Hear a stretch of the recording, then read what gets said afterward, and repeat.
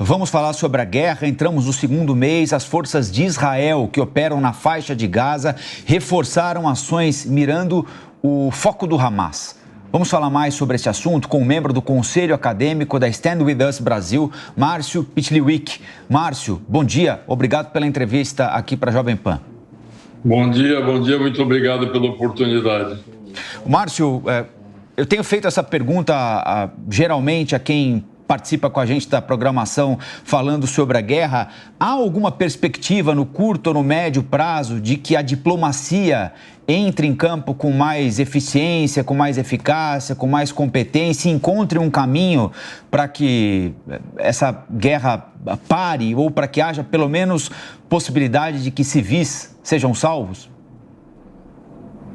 Olha, o que acho que a diplomacia tem que fazer é lembrar que existem 240 reféns sequestrados pelo Hamas no território de Gaza, entre eles 30 crianças. Tem crianças que viram os pais serem assassinados e foram raptadas pelos terroristas do refém, do Hamas. Tem bebês que ainda estavam sendo amamentados também em poder do Hamas. Quanto a isso, eu acho curioso que ninguém fala, ninguém comenta, ninguém exige a libertação desses reféns. Isso é um crime de guerra que a diplomacia devia estar trabalhando também para pedir isso.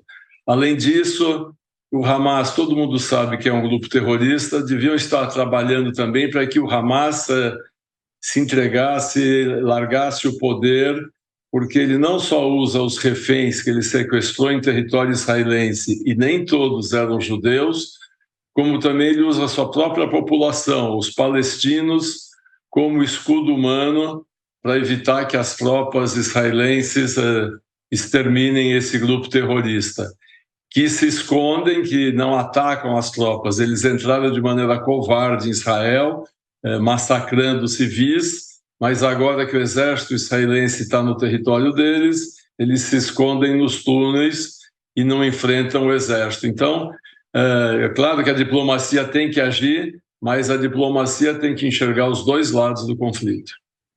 Ainda sobre a situação dos reféns, pelo que a gente tem acompanhado aqui, há divergências entre os próprios familiares desses mais de 240 reféns que ainda estão com o Hamas sobre a melhor postura da defesa de Israel para garantir a segurança deles. Alguns criticam duramente o governo pelas contraofensivas que estão acontecendo, outros apoiam. Qual seria, na sua opinião, o melhor caminho para garantir a segurança deles, então? Olha, é claro que os familiares estão em estado de choque, estão nervosos, estão preocupados, porque são seus pais, seus filhos, seus netos. Então, às vezes, a pessoa não raciocina de maneira correta. Também não se sabe, porque o Hamas não mostrou quantos estão vivos, não se sabe onde estão, porque são 240. Eu acredito que é muito difícil que todos estão no mesmo lugar, devem estar espalhados pelo território, e eles não dão provas de vidas também, não se sabe quem sobreviveu àquele massacre, porque meninas foram estupradas, né, violentamente estupradas várias vezes pelos terroristas. Essas meninas estão recebendo atendimento médico, foram tratadas, não se sabe. Tem o caso de um garoto de 7, 8 anos, que o Hamas jogou uma granada contra o pai e os 2 filhos. Um dos meninos estava com o olho sangrando, dizendo que não enxergava quando foi sequestrado. Como é que a gente sabe disso? Porque foi filmado pelo próprio terrorista. Esse garoto está sendo tratado, está sendo cuidado. Então, claro, o pânico dos familiares é imenso, o choque é muito grande. É muito difícil a gente conseguir avaliar essa situação estando de fora. O Márcio, a Amanda Klein quer fazer uma pergunta para você também. Amanda. Oi, Márcio, bom dia.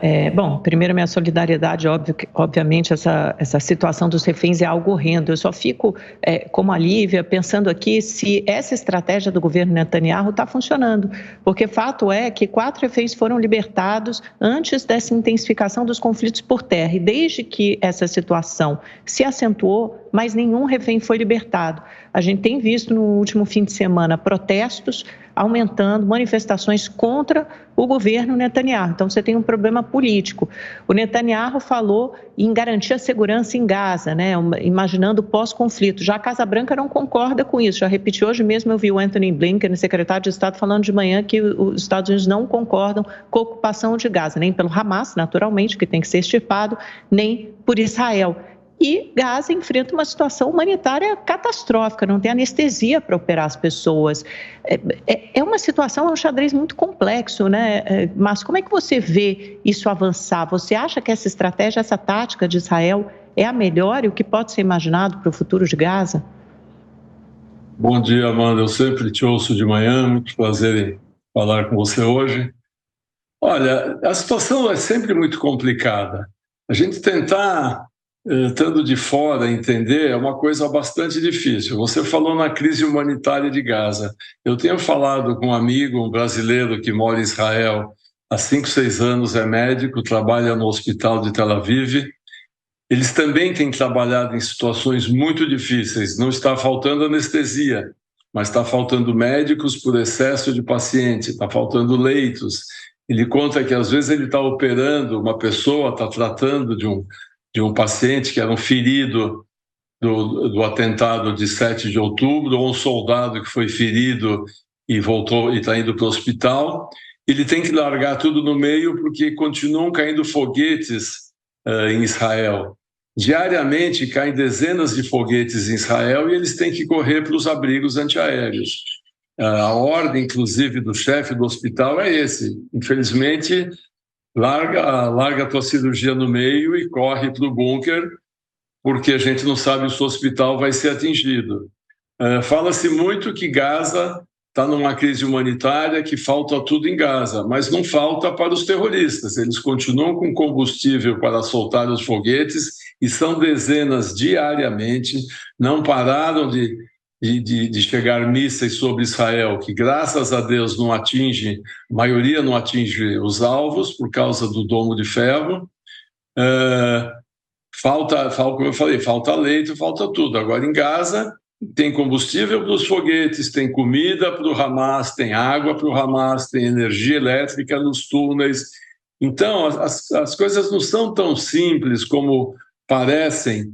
Até porque a gente ouvir o que o Hamas fala e acreditar é como acreditar no Papai Noel, no Coelhinho da Páscoa. Eu não tenho mais idade para acreditar no Papai Noel, no Coelhinho da Páscoa.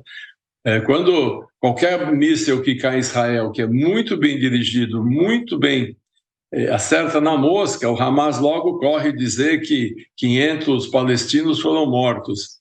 Se esses mísseis destroem um prédio e soterra as pessoas, como é que o Hamas consegue imediatamente dizer quantas pessoas estão soterradas? Obviamente são mentiras de um Estado terrorista, não se pode acreditar neles. Israel avisou, inclusive, a gente não pode esquecer disso, antes da invasão por terra, Israel avisou a população de Gaza para ir para o sul, porque os terroristas estão no norte e Israel ia atacar o norte. Uma grande parte, centenas de milhares de palestinos, o Hamas não permitiu que saísse.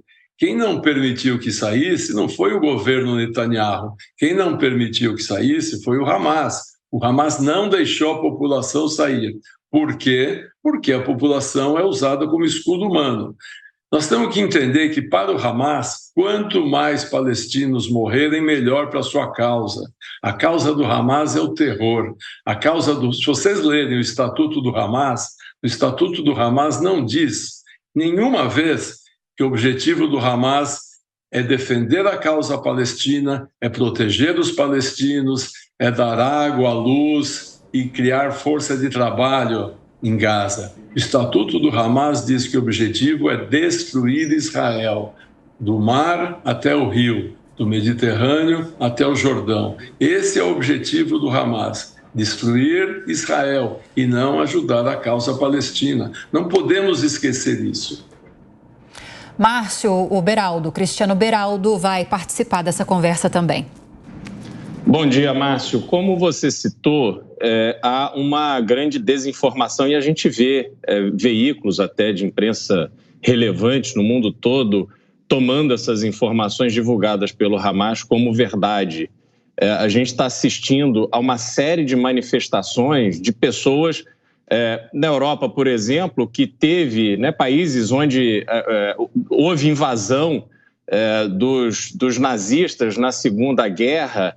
Hoje a população está ali, numa determinada parcela, demonstrando solidariedade ao Hamas. Aqui no Brasil, as pessoas não estão se importando com a vida de quem vive nas comunidades dominadas pelo tráfico de drogas, pela milícia, mas estão preocupadas com a população ali, com os membros do Hamas, indo às ruas se manifestar em solidariedade ao Hamas.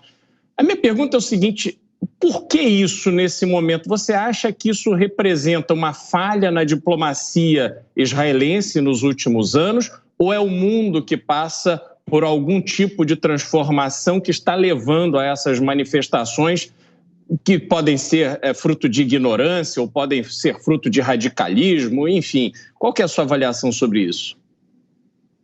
Bom dia, Beraldo. Olha, a tua pergunta é muito boa. Tudo isso se resume numa palavra: antissemitismo. Existe um antissemitismo muito grande, principalmente na Europa. Existe atualmente um antissemitismo muito grande na esquerda, que acha que está defendendo causas de minorias. Os judeus são muito mais minoria que os árabes, que os palestinos. Então, se fosse questão de quantificar quantos, eles deviam estar defendendo os judeus que são minoria. Mas esse antissemitismo no Brasil, felizmente, é uma minoria. A gente sabe que é uma minoria, mas é uma minoria barulhenta. A maioria, infelizmente, é silenciosa.